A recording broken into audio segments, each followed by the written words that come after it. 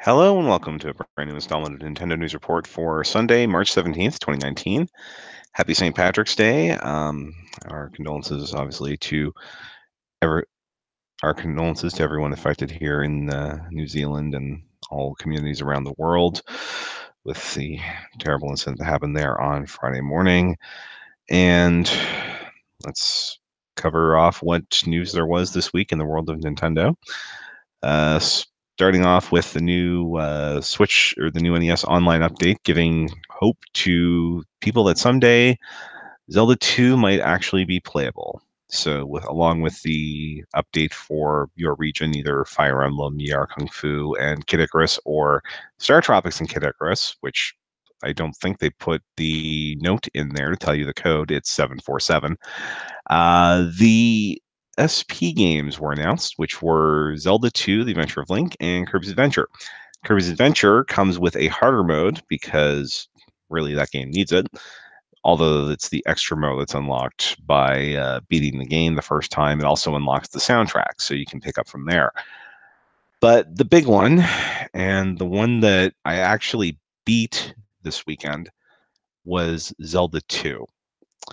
Because the SP version of Zelda 2 has the most meticulous save file I've ever seen from one of these things. You start with everything. Well, you don't get the hammer, you don't get the raft and all that, but you start with all the spells and all of your stats are level 8, which in Zelda 2 terms means that every time you get 9,000 experience, you can pause if you want to insert a Dragon Ball Z joke here, or every time you beat a palace, you get a 1-up because you're maxed out. You still have to find the heart containers and the magic containers, but you've got access to all the spells right away and appropriate magic meters. I learned the hard way that most of the bosses in the game are actually immune to the thunder spell for some stupid reason. So you don't use that, just use the strategies you're used to. But it is really fun, walking into the first palace and beating the boss there in 2 hits. So yeah, with that, what is normally a 20-25 hour game for me, at least when I tried to beat it on 3DS without save states in 2011, turned out to be about 4.5 hours. Because that's what happens when you don't have to stop in the level grind the whole time. So yeah, I actually beat Zelda 2 with a 0 clear file, which yay for me. But granted, between the restore points and the fact that I had everything unlocked from the beginning anyway, I had some help. There were a couple of press events this week. NAS America had their press event on Monday. We've got footage from some of the games that were there up on this here YouTube channel now.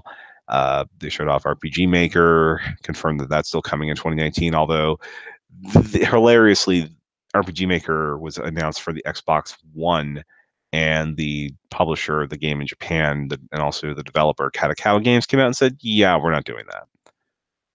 Weird that they would do the Xbox One version until you realize this is a Japanese-made game after all. They showed off some new trailers for games that are coming in the next couple of weeks. Princess Guide, Caligula Effect, which is out now. They showed off the announced in last week's Famitsu Alliance Alive remaster. So NISA is publishing that. For the new content, they're doing the localization, but otherwise it's going to be the same localization as was in the original game that Atlas put out last year on the 3DS. The other new announcement was a game that just came out in Japan last week and is an internal NISA NAS project, Destiny Connect, which, as you can probably guess from the subtitle, TikTok Travelers.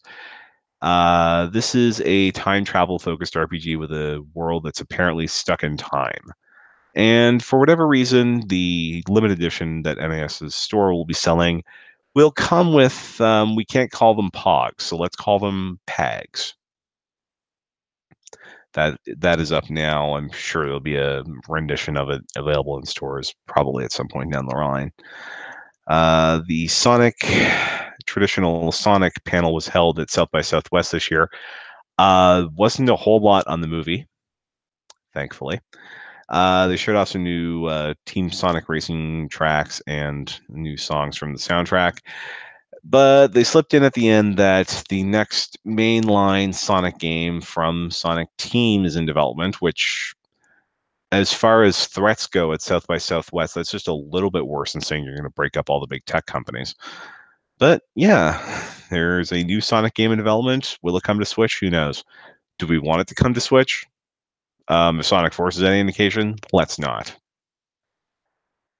Yeah. So there wasn't a light week of news this week, but this coming week is going to be quite the gong show, as the Game Developers Conference will be happening in San Francisco.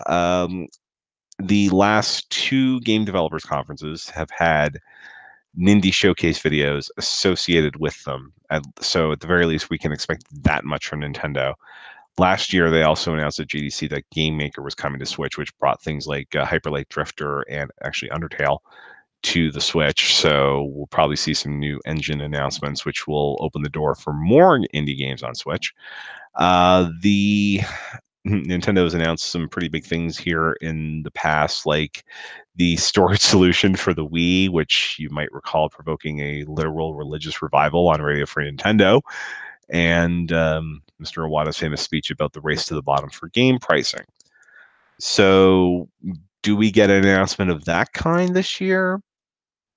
We don't know.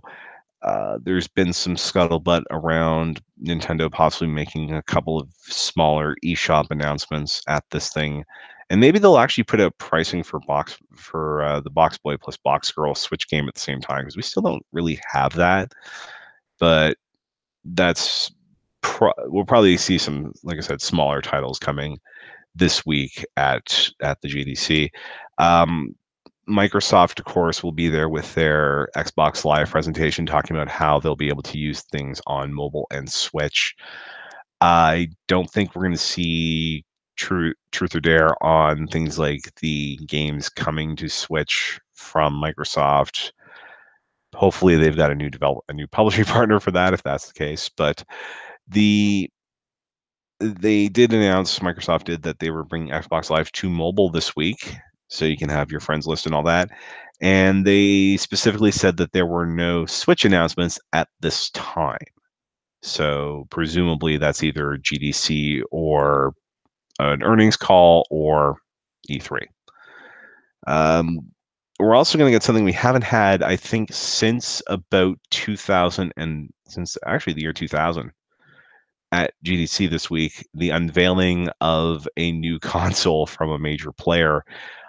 In this case, Google. There's been some prototypes of a controller floating around there.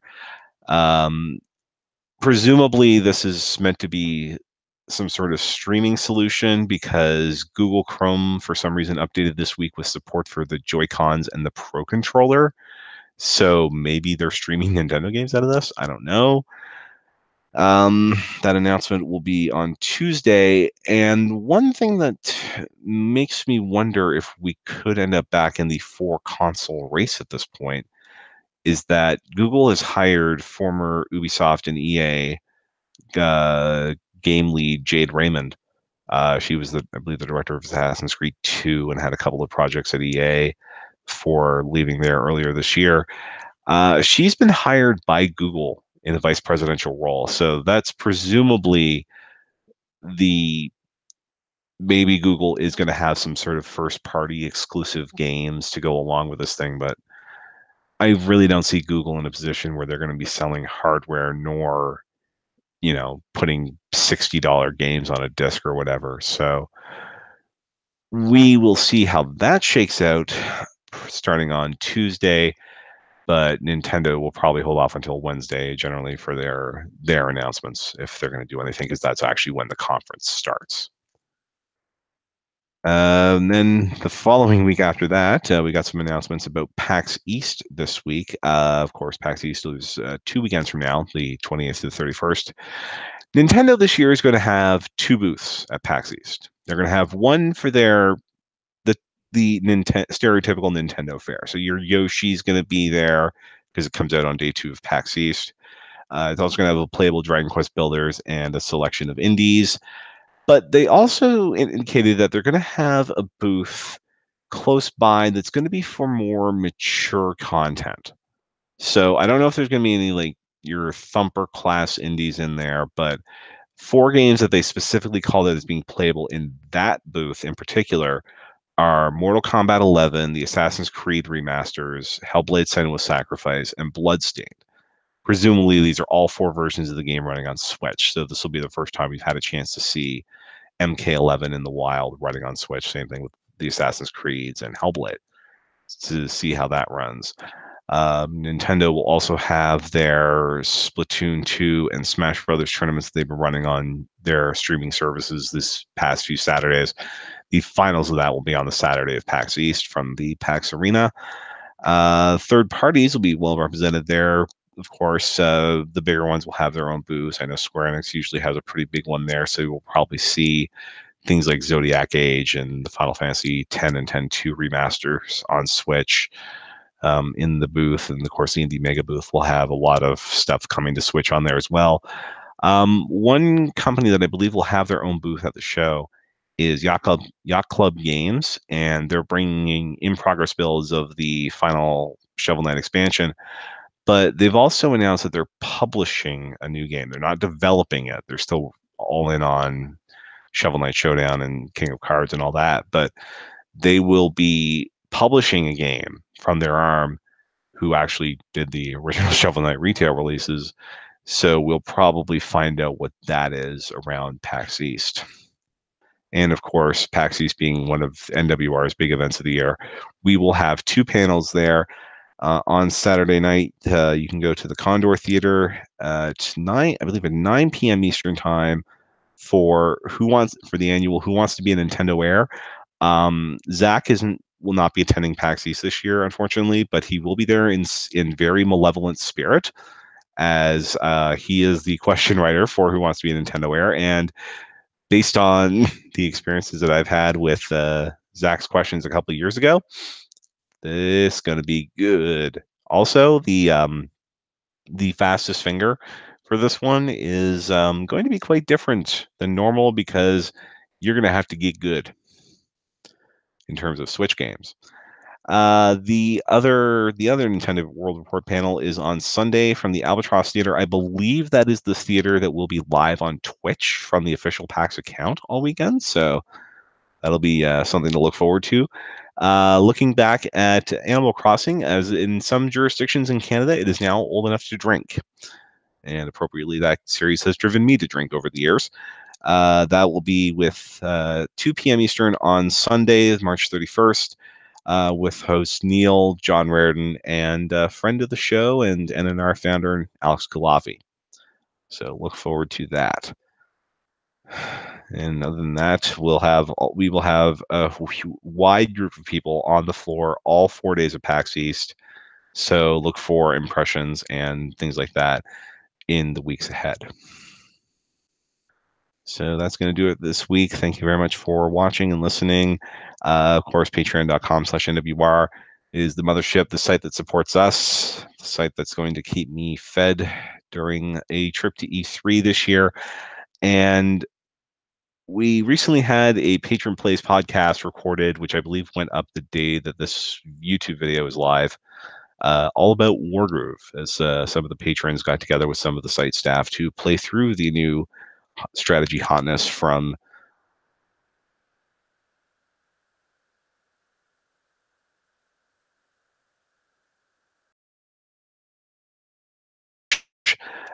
section for some reason. And we are going to have a boatload of footage of indie games that are on display at GDC coming in this week. And later next week, we'll also, of course, have the PAX East footage that we can get as well.